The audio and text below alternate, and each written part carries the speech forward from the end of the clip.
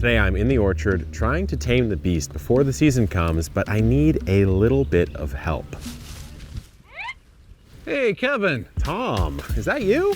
How are you, buddy? How you doing, my friend? I understand we're going to do a little fruit tree pruning today. We're going to do a little audit of the epic orchard.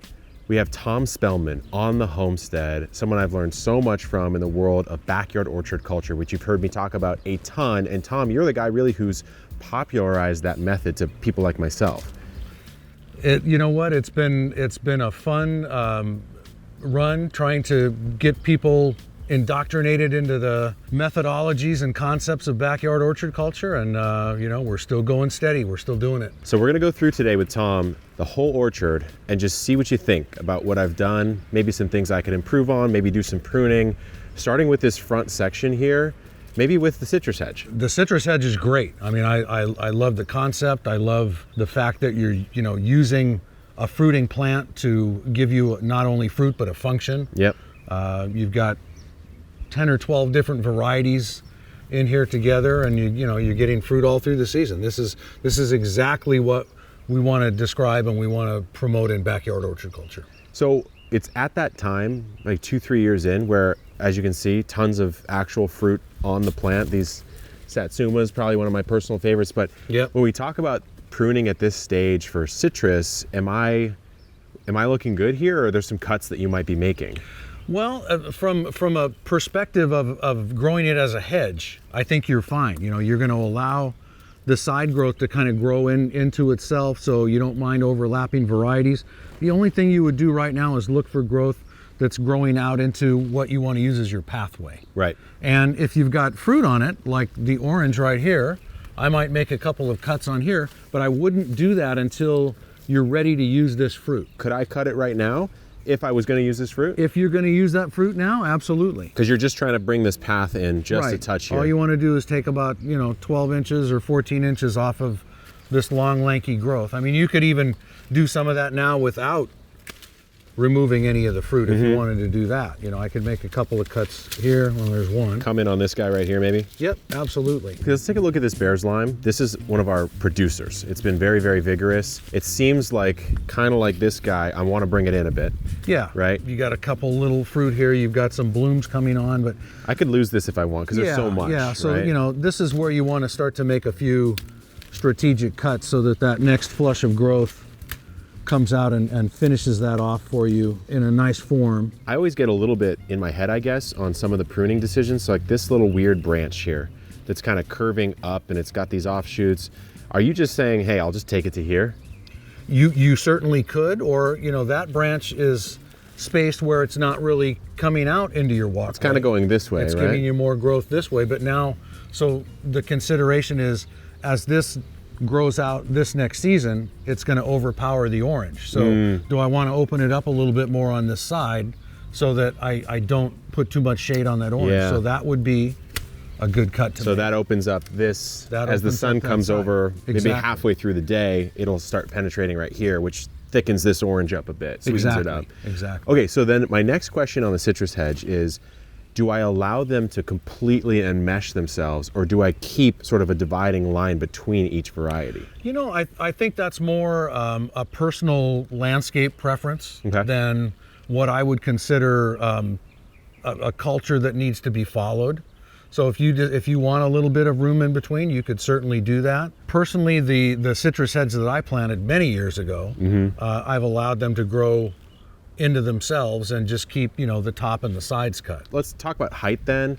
I know you talk a lot about summer pruning and cutting down height, but for citrus, at least my understanding is you can kind of keep the height down 3-4 times a year if you want. Sure. Yeah, you can work on citrus just about any time. So would you be on this bear as you see all this new growth?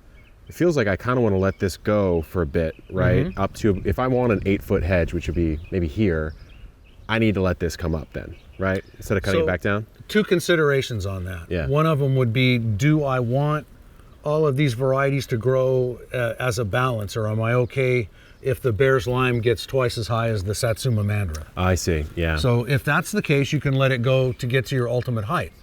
But if you want more of a balance, then I would do a little bit more topping on the bear's lime now. Force it down. To keep it more in balance with some of the other varieties. Okay, why don't we hit it? So we can do that, and then you've got some nice fruit still up here on top, so we can just leave those until you're ready to use that fruit. But you could come in now and start to bring things back to. And are you targeting height. any particular, like in this case, like this big branch that has these 3 offshoots, you're cutting that thing down here? I would come below that, yeah. On a big substantial branch like that, like this, you want to come down below a little bit so that your next flush of growth is going to give you that screening effect that you want out of the hedge itself. Okay, that makes sense. This one is one of Dave Wilson's, Tom. This is the Eva's Pride. This has been far and away one of the more prolific stone fruit that I've ever grown. Hundreds, actually. Last year we had to thin them to even keep the tree from breaking. This has gone through 2 seasons worth of pruning by myself and Jacques. And I'm curious, as we can see the structure of it right now, like, what is your take? Did I do a good job here? Here's a couple of things you want to consider. Number one, a tree like this, I always like to look at this as an artist's canvas that will never be signed. Yeah, okay. You're never gonna prune this tree and say, okay, I'm done. I never need to prune it again. You always have opportunity to come back in and make changes. This branch to me is kind of out of balance. It's violating a bit. It's big, it's growing back in toward the center, but you know what? It's got plenty of fruiting wood on it. It's big, it's heavy, it's stable. So I'm gonna look at a branch like that and say, I'm gonna harvest fruit on it for another season before I take it out. I see. But you could take it out now if you wanted to. But so its number is written. You don't need to. Yeah. Ultimately it's gonna go, but it doesn't have to go today. That's a good way to think about it. And would you take off all dead wood? Like, this is clearly non-productive. Dead wood doesn't do you any good at all, so I would take out anything that's dead wood. And it's all that. You can see the difference between, this branch is supple, it's gonna bloom, it's got some girth to it, where the dead wood are little, they're spindly. Yeah. They don't have any green color, so something like that. They're pretty easily identified, and just come back in and take all that out. So you might spend, what, 30 minutes, hour per tree per season? Well, yeah, you could. Certainly you could. Just remember, any cuts that you're making, you're probably taking away fruit, but this is going to bloom like a madman. You've got so much fruit on a branch like this that I'd come through and I'd take a little bit off that end. Sure. And I'd take this. Yeah, because that was set up to produce a dozen fruit that you just removed. Absolutely. Right? So by making cuts like that now, I'm also doing my very first thinning. You're right. Yeah, so without having to let the tree expend the energy. Yeah, without having to come through and pick individual fruit off. It's like I make one cut, I'm thinning out a dozen or 2 dozen fruit. I could leave all the branches intact, but cut them all off by, let's say, 50% to lessen the weight of this area if I wanted to. Okay, look at this branch right here. This is where last year's growth started. Okay. This is where it ended. You got 14, 16 inches of growth here. Yeah. Every one of these is a flower bud. Right. So I'm gonna get 3 right there. I'm gonna get 1, 2, 3, 4, 5, 6, 7, 8, 9, 10, 11, a dozen fruit on a 14 or 16 inch branch. Don't want that. That's gonna break. That's gonna break 100%. There's no 2 ways about that. So if we come in now and take 2/3 of that out, we still have plenty of nice bloom wood here and here. Yeah. We're still going to get a decent fruit set on that branch, but we don't have to come in and aggressively thin. What about structurally right now? Are there more major things that you would do to this tree? I think just lightening up a little bit of the growth up around the top. You know? So like right here, I would probably take some off there. Maybe this top piece over here. Take some off here. Take some off of, take like some come down maybe there. to like there? Yeah, or leave that, just go right above there. Yeah, right there? Yeah, right in there, that's fine. Yeah. So, you're again thinning, you're taking out some of the overburden, you're allowing that tree to give you a nice early fruit set and not have too much overpowering on it. A lot was just learned by me on peaches. Can we take a look at this apple though? Yeah. Because this one went in at the same exact time as that Eva's Pride. This is a Dorset Golden. At the time I was like, it's either an Anna or a Dorset for San Diego. Yeah. And this one really has not performed super well yet. Not exactly sure why, but also the structure of it, I don't know. I mean, has a little question in my mind. Let me ask you this, Kevin. How many fruit did this tree produce last year?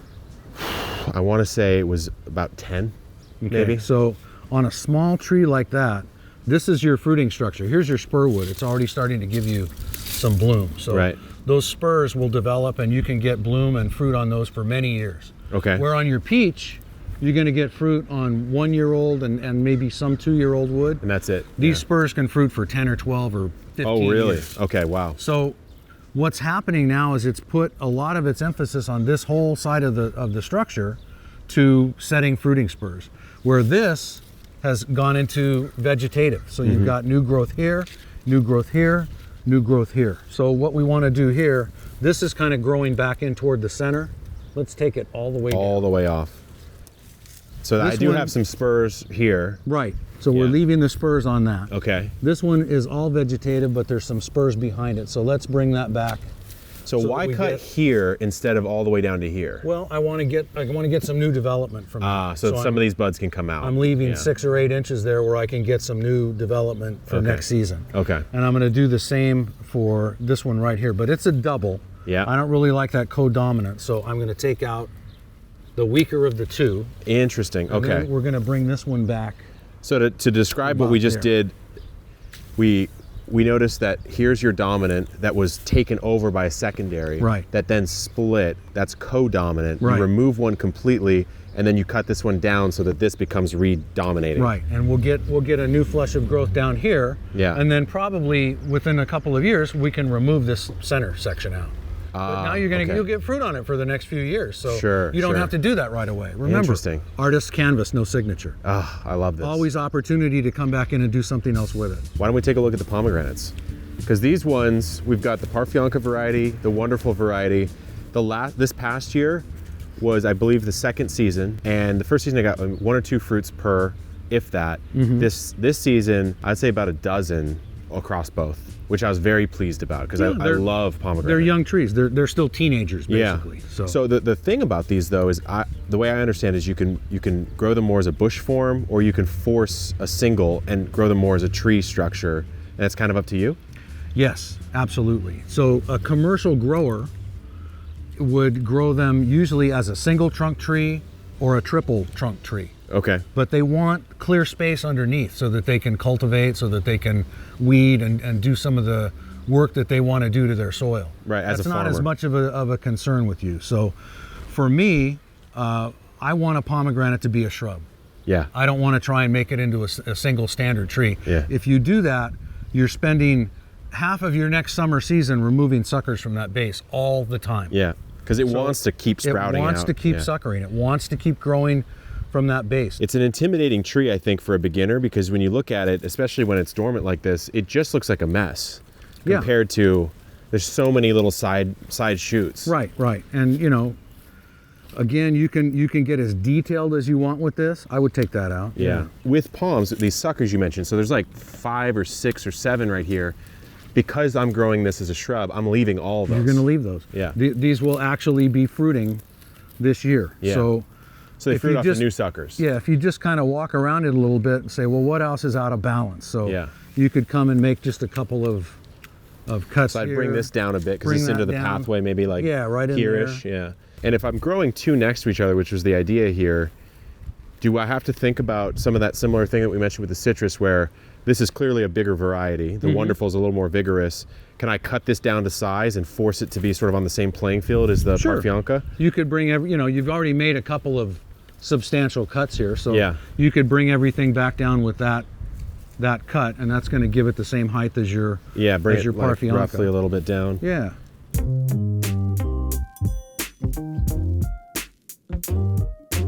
So we're in the backyard, Tom, now on this little grape orchard. I think this went in maybe like 6 months ago. It hasn't even had a season. Okay. But I'm curious, like, what am I looking at here? Am I looking at a loss of grapes, or is this fine? Is the structure fine? So first consideration, teenager. Yep. You don't necessarily want your teenage daughter to become reproductive at an early age. Okay. The same with your grapevine or your fruit trees. Yeah. So this one already gave you a couple of clusters of fruit from last season. So you can see where you got that fruit. Right. So the first thing we want to do is consider that for this season's development, first 2 years in the ground, what you want to do is you want to build structure. So you've got a good start. but you know, we need to clean it up a little bit. So growth like this, you know, you've got a little dead hooks in here. None of this is productive, right? Because this won't make it to the trellis, take right? that off. It's not going to make it up to the trellis. Take that off. You want to, once we're done, we're going to remove all foliage. But what we basically want to do is we want to get it to grow out on the wire and create structure for us. So we're going to look at that growth where we can meet up to a wire. Yep. And that's what we're going to leave. And why am I removing these leaves, by the way, Tom, right now? Well, if you look at this foliage, you can see that it's not real pretty. So there was some powdery mildew here. There was some bacterial spot here. And if you leave that old foliage on, as soon as the new foliage comes out, just like your apple, these bacterial or fungal issues will translocate instantly right to that new foliage. Yeah, okay, that's a fair point. This is a really hot exposure right here. Yeah. And this is a young vine, still a teenager. I would probably recommend that you get a application of whitewash on here now while it's still dormant, just to protect that growth for one more season. Okay. Well, speaking of, we're gonna go look at my biggest failure and my biggest triumph now, which is my double avocado that Jacques and I have failed to grow and finally succeeded. So let's take a look. We have a new guest on the scene, Charles, back at the homestead. Hello, Kevin. Good to see you. You too. It's been a while, a couple years since you've been here, Charles. How are you? Hello, Tom. Good to see you. So, Tom, You guys as well. yeah, we're looking at right behind you, Tom, these avocados. It took us a while to figure this out, but we ended up planting 2 in 1, like you've recommended, with the idea that it's an A and a B type. But we planted them on this hill because we just could not get it to working ground. I think maybe the drainage, we're not quite sure, but what we do know is the hill worked. Yes. This has been 6-8 months now. However, as you can see, we've got some significant damage here, and there's 2 types really. There's this leaf damage, but there's also this on the stem, and so just talk me through that. So they're young trees. They've only been in the ground for a few months. You've got your Hass, you've got your Fuerte. The graft unions are both exposed above the soil, which is good. You want that. You've got a nice mound, so you're going to get good oxygenation and drainage. So this is the perfect scenario to plant an avocado. Great. So what we want to do now is we want to protect it against sunburn for this next season. And you can already see where this bark is already turning brown. Yeah. There's a little bit of sun damage there. You want to protect all of that green trunk and anything that's turned a little brown. So you're going to start right at the ground level, and you're going to work your way up all the way up to the tip and protect everything on the southwest face. So that whitewash will correct your sunburn issue. Right. And you know, by keeping all that green, fleshy bark, you know, protected from that hot afternoon sun. So this issue, that is the buildup of salts in your soil. Okay. So when you irrigate, you want to make sure you're irrigating a little more thorough to try and leach some of those salts out. But this is natural with avocados in California. After we're using a lot of that blended Colorado River type water for irrigation in the summer months, you'll get that salt buildup. So now that we're getting some natural rain, and we're going to get a couple of doozy storms in the next few days, as the new growth begins to push, this older growth will drop off, and your new flush of growth will be nice and clean. So I don't need to be removing this at all because it's not a functional disease. No, and all it is salt buildup, and a damaged leaf still photosynthesizes and creates a healthy structure more than, if you removed all those leaves, there wouldn't be anything for the root system to do. Right. So you want to keep that root system active and pushing. Yeah, and I should have, frankly, Charles, I should have painted this a while ago because it's been, you know, I would have avoided that burn, but I think before I met you, I was really against this idea of painting because all the paint was latex or just sort of something that doesn't feel good. Correct. Yeah. And that's kind of the birth of the Ivory Organic brand product, being an organic alternative to the synthetic latex and tar-based products for protecting your trees. As I've also learned from Tom Spellman, is the day you plant your tree should be the day you whitewash your tree, so that even though you're mulching and you're fertilizing and you're pruning and you're doing everything right, the goal with the whitewash is you're also now protecting your plant from maybe 1st-degree burn that you don't quite see, but your 3rd-degree burn, 2nd-degree burns, you're actually seeing it visually. And that's what I'm at here. And then what you're holding right now is simply the can, which makes about 5 gallons of foliar spray. Liquid. You can now spray the entire structure, and you'll see even the leaves now begin to lighten. Yeah, I mean, it could have been part of probably the reason why some of these avos didn't do so well the first time I put them in. I still think the mound was a significant piece of it, but Yeah, I mean, frankly, back when I was putting that citrus orchard in, we painted the heck out of those trees with, I believe, the white or the green version of well, your there's different product. colors. There's right next to you also the color Grape, which Grape, is nice. a very natural looking color Let's put as some well. grays I don't on know this if you other want to one. put on the white or you've got your Yeah. second avocado I'll too. do some grayish over here. And the point is, just like your clove, it doesn't really matter what the color is. It's offering protection to the underlying bark, and the tree will thank you with better growth. And again, ultimately, flowers and fruit set is the goal here. So Kevin, you know, you're absolutely right. The two most important things to success with young avocados is a mounded planting, just like you did, and then sunburn protection on a young tree like this. So Yeah. you caught it in time. I think these trees are going to have a good, healthy future. But Hey, it only took us three attempts, Tom. yeah, Well, we got it done. just remember the next time you set an avocado out, these are the two things you do the first day. Yeah, will do. Dude, it's been amazing having you at the homestead. Charles, great to see you as Thanks for the always. invite. Hopefully you guys learned something on deeper pruning strategies with Tom, Charles, and myself. Stay tuned. Actually, Tom's going to be on our main channel and a week on the podcast pretty soon here. Good luck in the garden, guys, and keep on growing.